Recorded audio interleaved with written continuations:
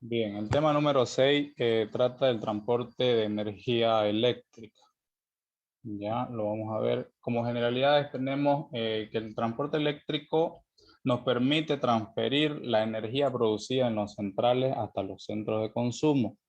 Es decir, dicho de otra manera, podemos decir que es el camino en el que realiza la electricidad desde que se genera hasta que se empieza a distribuir.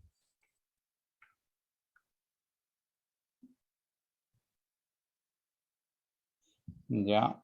La red de transporte de energía eléctrica es la parte del sistema de suministro eléctrico que está constituida por los elementos necesarios para poder llevar la energía que está generada en las centrales hidroeléctricas, en las centrales térmicas o en los ciclos combinados o nucleares, ¿no? A través de grandes distancias hasta los puntos de consumo. ¿Cómo funciona este transporte, no? Se efectúa a través de líneas de transporte a tensiones elevadas que junto con las subestaciones eléctricas forman la red de transporte para poder así transportar la electricidad con las menores pérdidas de energía posibles, ¿no? Que son necesarias para elevar su nivel de tensión. La línea de transporte de energía eléctrica, ¿no? O también conocida como línea de alta tensión, es básicamente el medio físico mediante el cual se realiza dicha transmisión de la energía eléctrica a grande distancia. Está constituida tanto por un elemento conductor, que usualmente son cables de cobre o de aluminio, como sus elementos de sustentación, perdón. La capacidad de la línea de transmisión. La capacidad de la línea de transmisión afecta al tamaño, ya sea de estas estructuras principalmente. Por ejemplo, ¿no? La estructura de la torre varía directamente según el voltaje requerido y la capacidad de las líneas. Tenemos las características de la línea de las transmisiones, que son de mayor importancia. Su característica podría ser su longitud y su tensión, ¿no? Los parámetros eléctricos de importancia para observar su comportamiento en la red son la resistencia, la reactancia inductiva y la capacitancia derivación, ¿no? Tenemos la fase de transporte de energía eléctrica. Una subestación eléctrica o subestación transformadora es una instalación destinada a establecer los niveles de tensión adecuados para la transmisión y distribución de energía eléctrica. Su equipo principal es el transformador. Tenemos la subestación transformadora elevadora y la reductora, ¿no?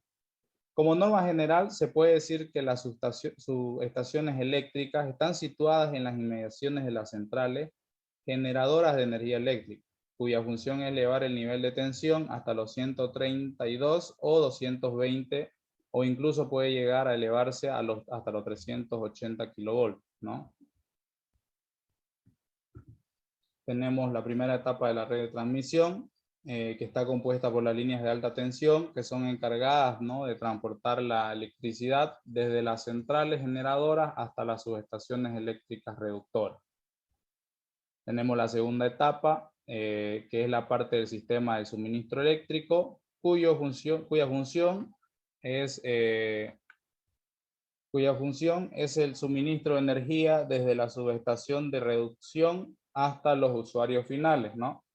Como la electricidad se transmite en el voltaje o tensión muy alta, son necesarias unos transformadores que bajan la tensión de la electricidad para así poder suministrarlo a los hogares y a las empresas. Tenemos la línea de la transmisión. Una línea de transmisión eléctrica es un conjunto de conductores o cables que transmiten bloques de energía desde un centro de producción hasta un centro de consumo, ¿no? Los conductores se soportan en altas estructuras, ya sea torres o postes que ustedes pueden tener ahí cerca de sus casas, que la separan de la distancia necesaria con respecto a la tierra, los edificios o cualquier otro objeto. Se clasifican según el medio, que dentro de ellas tenemos la línea aérea, que es una infraestructura usada en la transmisión y la distribución de energía eléctrica a grandes distancias. Tenemos, según su función, que se clasifican en líneas de transmisión, líneas de distribución, y la línea de transmisión son aquellas que se utilizan para poder transportar la energía eléctrica a grandes distancias, a niveles de voltaje superiores a los 30 kilovoltios, ¿no? Para las construcciones de estas líneas se utilizan casi exclusivamente conductores metálicos, ¿no? Que se entienden mediante cableados de hilos metálicos o alambres alrededor de un hilo central. Tenemos la línea de distribución, que son aquellas que van desde las subestaciones hasta los centros de consumo, ya sea en las industrias, los domicilios o el alumbrado público, ¿no? Los niveles de tensión utilizados son por debajo de los 500 kilovoltios. Tenemos los tipos de torres de transmisión, que son construidas para soportar cables conductores, y el cable guarda, que sirve para poder proteger los conductores contra rayos, o en la actualidad también se lo usa para las transmisiones de datos, ya sea de la fibra óptica.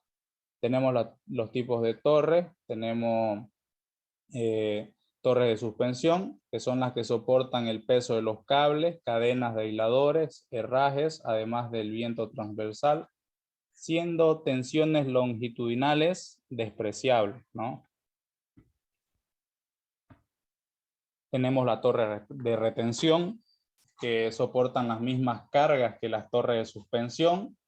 Tenemos la torre de remate o terminal, que son colocados al inicio y al final de la línea de transmisión, ¿no? Soportan la misma, que genera una carga longitudinal muy grande al momento del vuelco, importante ya sea en su análisis.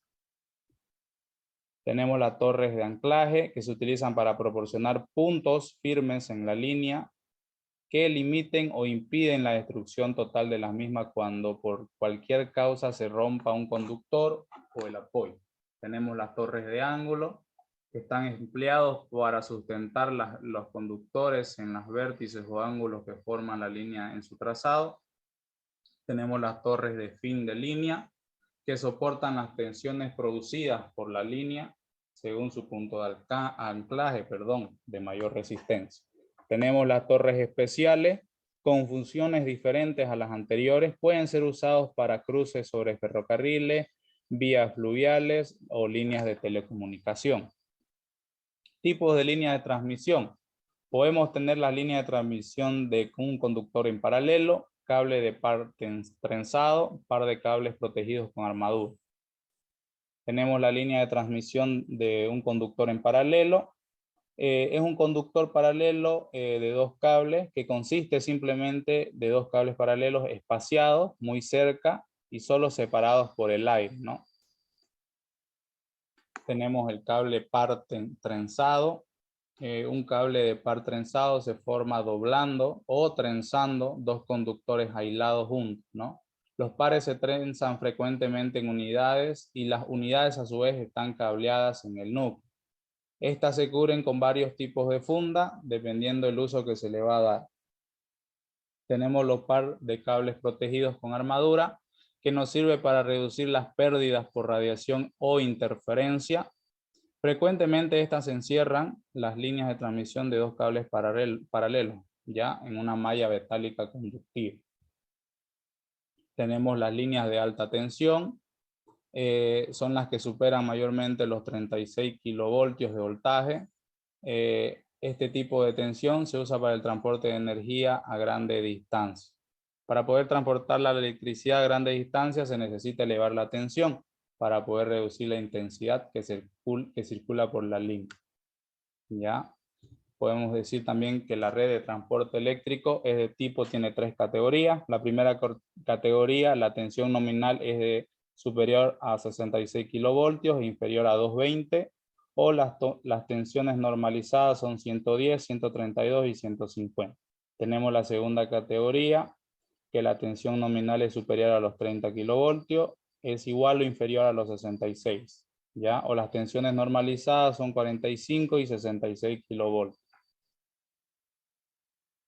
Tenemos la tercera categoría, que es a la que se denomina media tensión.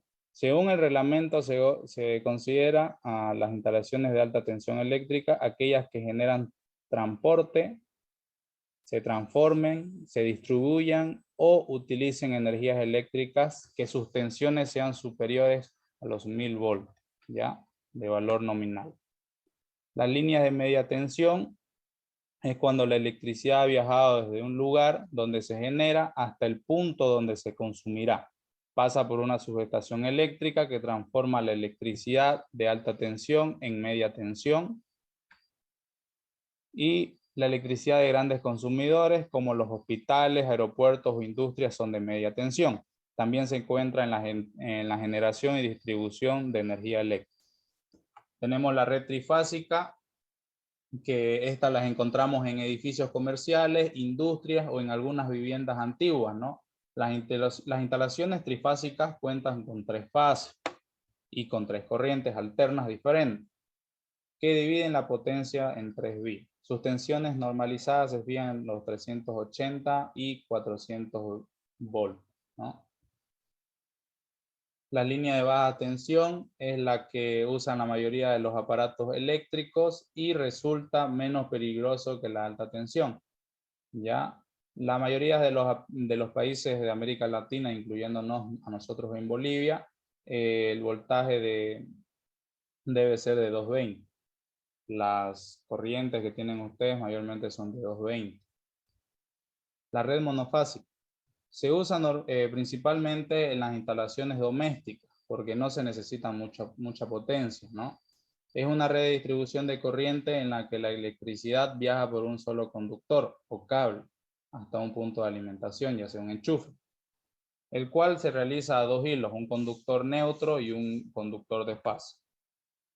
Ya, actualmente las distribuidoras de energía eléctrica la distribución, perdón, de la energía eléctrica se realizan mediante corrientes alternas, que permite la utilización de los transformadores para elevar y reducir el voltaje. A la salida de la central eléctrica, la tensión es de unos 4000 voltios y mediante el transformador elevador se lleva hasta unos 400.000 voltios, ¿ya? Para ser transportados por una línea de alta tensión.